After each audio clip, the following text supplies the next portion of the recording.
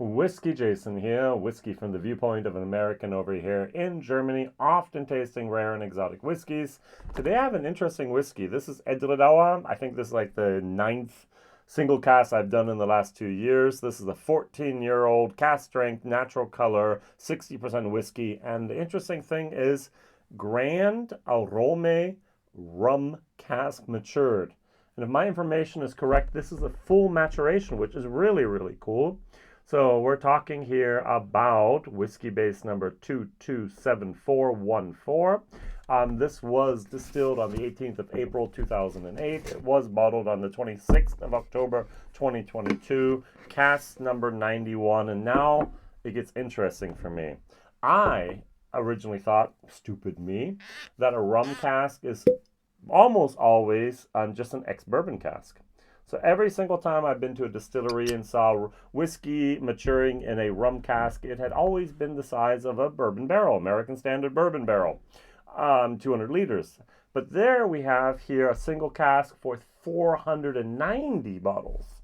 490 bottles means that we have a cask strength fluid, so a volume of 343 liters after 14 years. It's like, what is that? And then I went online and I read a little bit. It's like, they have rum puncheons, 500 liters. So we have a sherry butt, we have a port pipe, and we have a puncheon, which is also 500 liters, thicker staves, American oak, a little bit more pressed together, and that is a puncheon. And I was like, wow, I did not know that they actually made specialized barrels for the rum industry. I was under the assumption, my mistake, I'm not a rum expert, that actually rum just basically used ex-bourbon barrels. All right, so this is cask number 91. Yeah, why not? Price 139 euros 90. Ouch.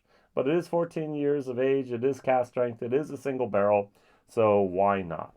What am I going to compare it to? I'm going to compare it to an Edradour, 10-year-old, that is actually matured exclusively in a ex-bourbon cask. This was a German exclusive. We have 59.1% ABV. This is going to be Whiskybase number 222738, and we have a price of about 79 euros 90. So about 80 euros. 80 versus 140. So 10 years versus 14 years of age.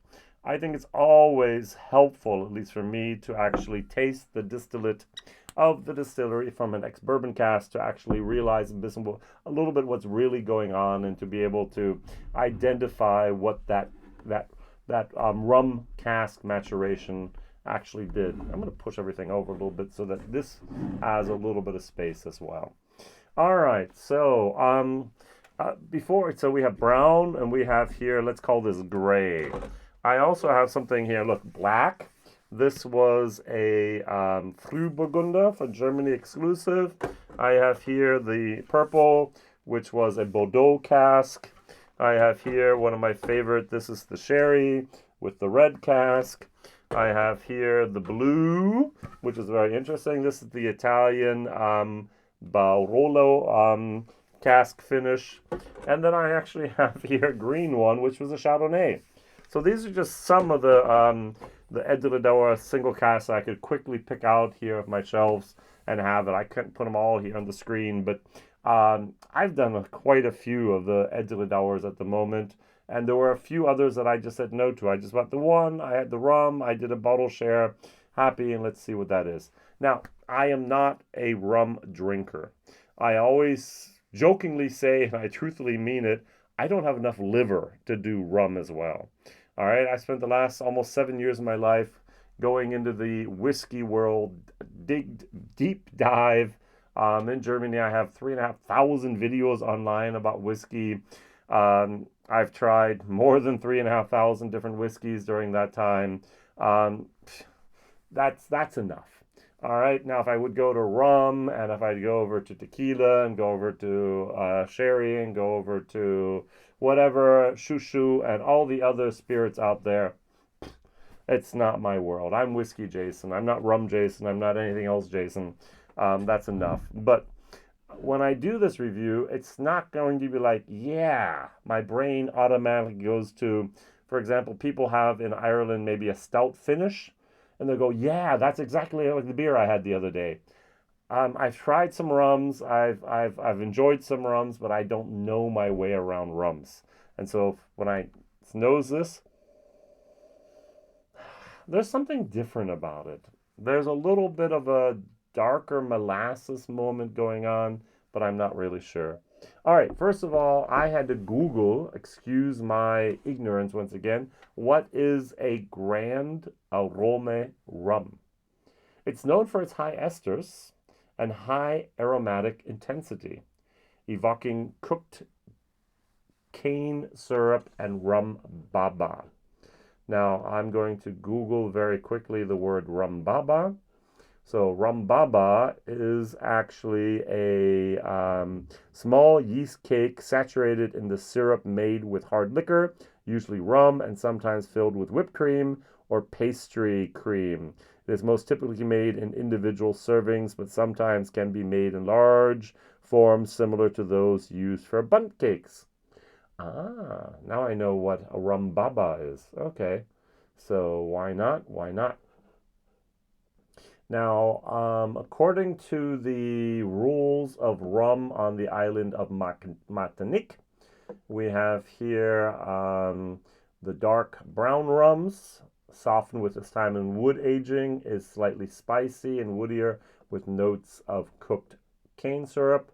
We have white rum, which is colorless, and we have the Grand Arome Rum, which is more intensive in aroma and has that characteristics here. All right, very good. So, it's more rum than whiskey. Cheers.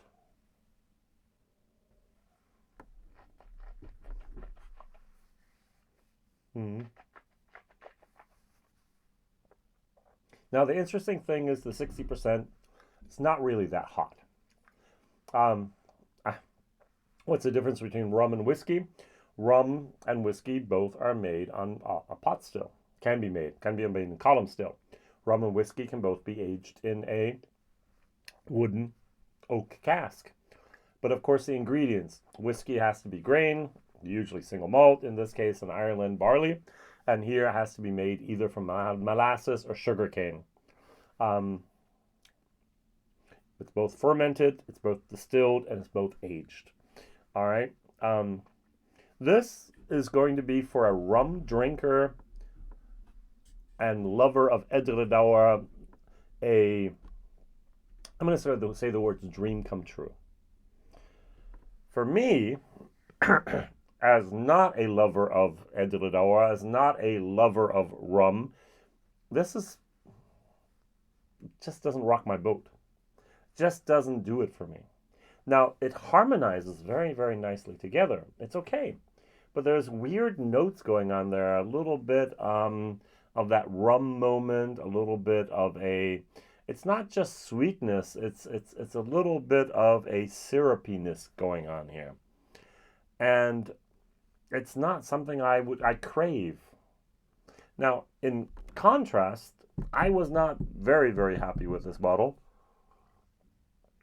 I think I had the that was a Marsala single cask for Germany. It was the Marsala, the bourbon, and what else was in here? So where do we have? Wait, this is what I usually do with my German fans. I make them wait here a little bit while I look for things here on my script here. We had the bourbon cask, we had the Bordeaux cask, and we had the Marsala cask. And I like the Bordeaux and the Marsala and Edradour. Oh, that was good. My videos online, that's 60.6%. That's so good. All right. And the bourbon cask was the weakest of them all. Here, I like this a tad bit better on the nose. Seems more authentic, more honest, more genuine.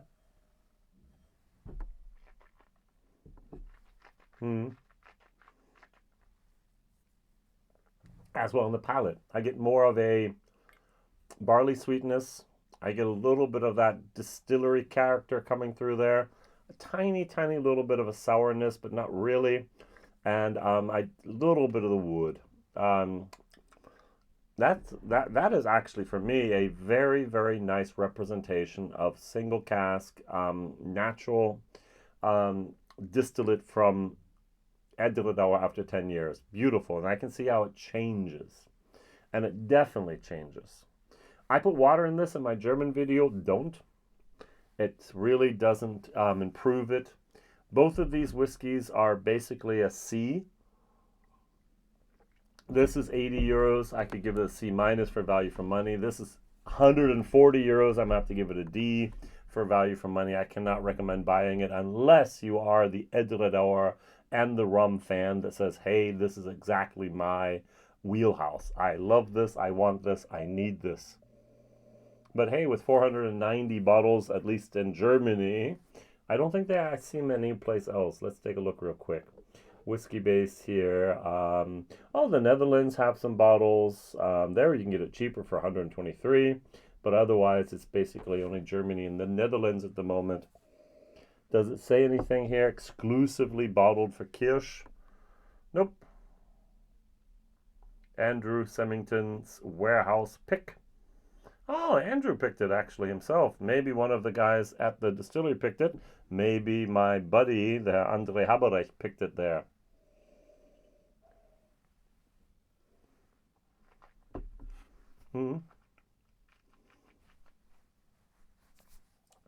Without overpowering it with the rum, very, very nicely integrated. But rum and Edradour just don't do it for me. So that's my problem. Question of the day, number 1. Write down a link to a great site about the rum cask sizes, please. Question number 2, what is your favorite rum cask fully matured whiskey? Can be from Ireland, Scotland, Germany, America, wherever, world whiskey or whatever. What is your favorite? Either that or a finished rum. So a whiskey in a with a rum finish. That'd be great. Thank you very much. WhiskyJason over here, tasting a lot of different rare and exotic whiskeys you'll probably never ever see, let alone get your hands on there. But I'm just sharing my journey along this way of learning more and more about whiskey by trying things. Much better than just reading about them. All the best. See you soon. Bye-bye.